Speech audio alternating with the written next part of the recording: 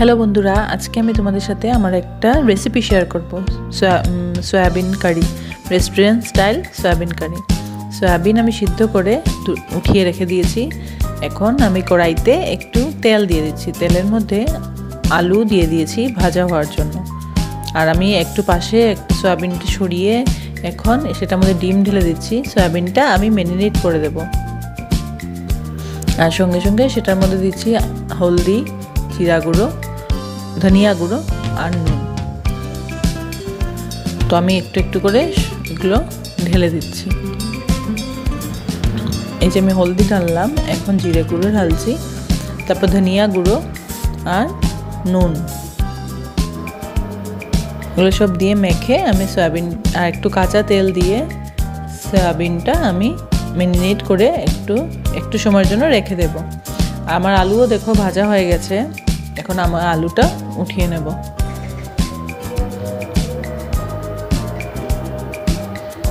আলু উঠিয়ে নেওয়ার পর কড়াইতে, সেই আলু ভাজার কড়াইতেই আমি একটু তেল ঢেলে সেটার মধ্যে একটু পাঁচফোড়ন দিচ্ছি, একটু লং দিয়েছি, আস্তা লং। তারপর সেটার মধ্যে কুচো করা পেঁয়াজ, কুচো করা আদা, কুচো করা রসুন, টমেটো, কাঁচা লঙ্কা আর ধনিয়া পাতা, সেগুলো আমি এখন কড়াইতে ঢেলে দেব একটু একটু করে।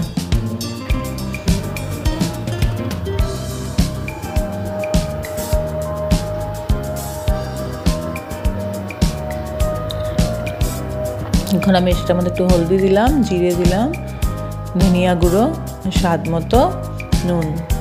এখন দিয়ে মশলাটা একটু কষিয়ে নেব। মশলা একটু কষানো হওয়ার পর আমি সেই ম্যারিনেট করে সয়াবিনটা সেটার মধ্যে তার আগে আমি আলুটা ঢেলে দেব।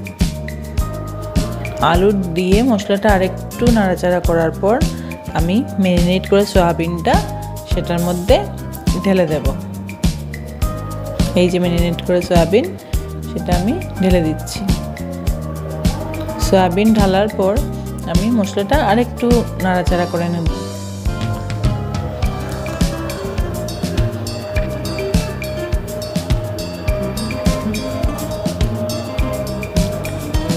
আর ম্যারিনেট করা যে সয়াবিনের বাটিটা ছিল সেটার মধ্যে জল দিয়ে আমি পুরো মশলা দিয়ে এই মশলার মধ্যে জলটা একটু ঢেলে দেব।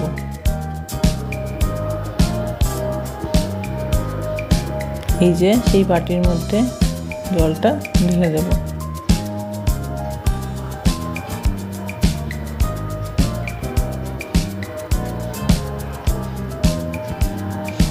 জলটা দেওয়ার পর মশলাটা একটু কষাতে হবে।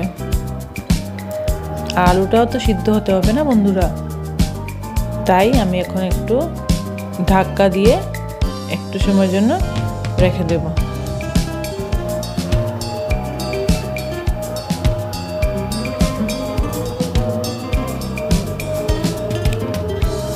এই যে আমি ঢাকা দিয়ে দিলাম, ঢাকা তুলেও নিলাম।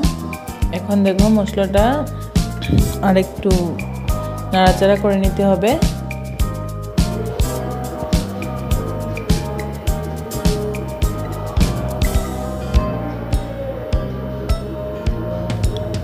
তোমরা চাইলে স্ম্যাশ করা টমেটোও দিতে পারো, তো আমি কাটা টমেটোই প্রেফার করি।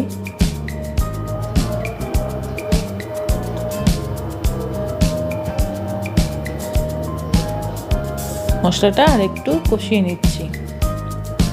এখন এটার মধ্যে একটু টমেটো কেচাপ ঢেলে দিয়েছি, যাতে একটু স্বাদটা আর একটু বেটার হয় আর কালারটাও একটু ভালো আসে। তারপর মশলাটা আর একটু কষিয়ে নিচ্ছি। মশলা থেকে তেলটা যখন আলাদা হয়ে যাবে তখন আমি সেটার মধ্যে জল ঢেলে দেবো। এই দেখো মশলা থেকে তেলটা আলাদা হয়ে যাচ্ছে।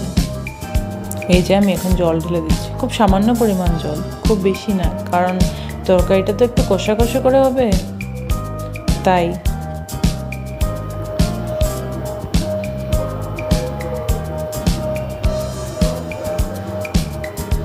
এই দেখো আমার তরকারি মোটামুটি শেষ হয়ে যাচ্ছে। এখন আমি সেটার মধ্যে একটু গরম মশলা দিয়ে দিচ্ছি আর একটু আমুলের ঘি দিচ্ছি। খুবই সামান্য পরিমাণ ঘি, খুব বেশি ঘি না, একটু গন্ধটা ভালো হবে দেখে একটু ঘি দিচ্ছি। ঘি দেওয়া শেষ হয়ে গেলে আমি গ্যাসটা অফ করে দেব। এই যে আমি গ্যাসটা অফ করে দিলাম, আমার রান্না কমপ্লিট। এখন আমি একটা বাটিতে সেটা ঢেলে নেব। এই দেখো, তোমরা দেখতে পাচ্ছ তরকারিটা দেখতে খুবই ইয়াম্মি হয়েছে, খুব টেস্টি।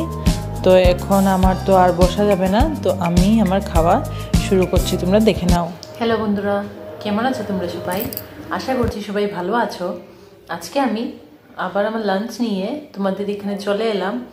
আজকের লাঞ্চে কি আছে দেখো।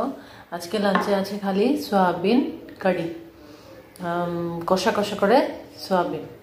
তো এই রেসিপিটা আমি আমার ভিডিওতে দেব, আমি দিয়েছি, তো তোমরা এটা চেক আউট করে নিও। তো এটা খেলে আর মাংস খেতে ইচ্ছে হয় না, পুরো মাংসর মতো করে করেছি। তো আমার তো এটার গন্ধেই খিদে পেয়ে যাচ্ছে।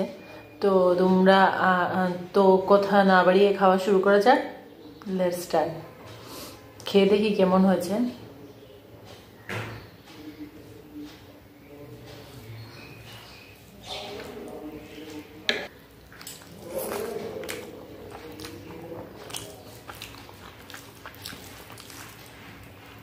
সত্যি বলছি বন্ধুরা, এটা পুরো মাংসর মতো টেস্ট। তোমরা একবার এটা করে দেখো আমার রেসিপিটা দেখে।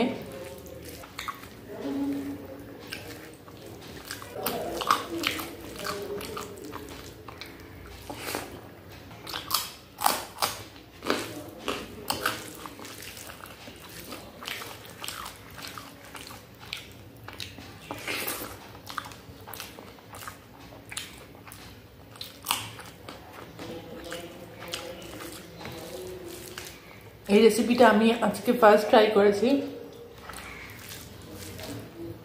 তো তোমরাও একবার করে দেখো। এত অপূর্ব স্বাদ হয় বন্ধুরা।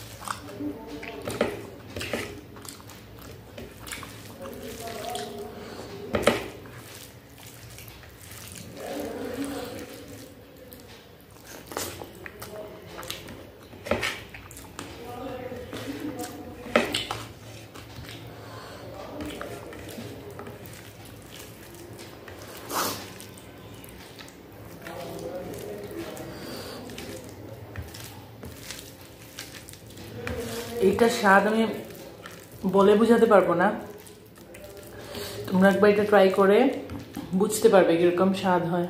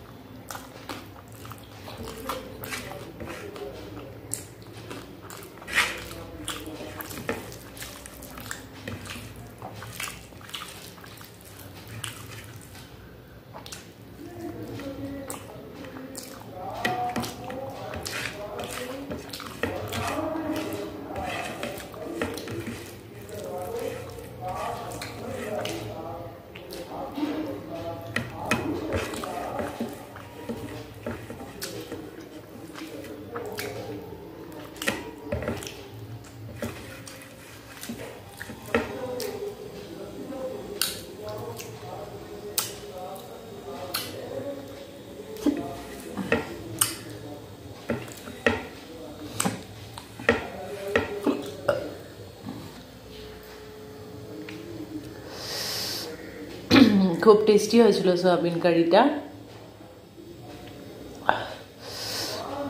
ঝালও ছিল। তোমাদের যদি আমার ভিডিওটি ভালো লেগে থাকে তো প্লিজ আমার ভিডিওকে লাইক করো, কমেন্ট করো, শেয়ার করো, আর আমার চ্যানেলকে সাবস্ক্রাইব করতে ভুলো না কিন্তু। টাটা।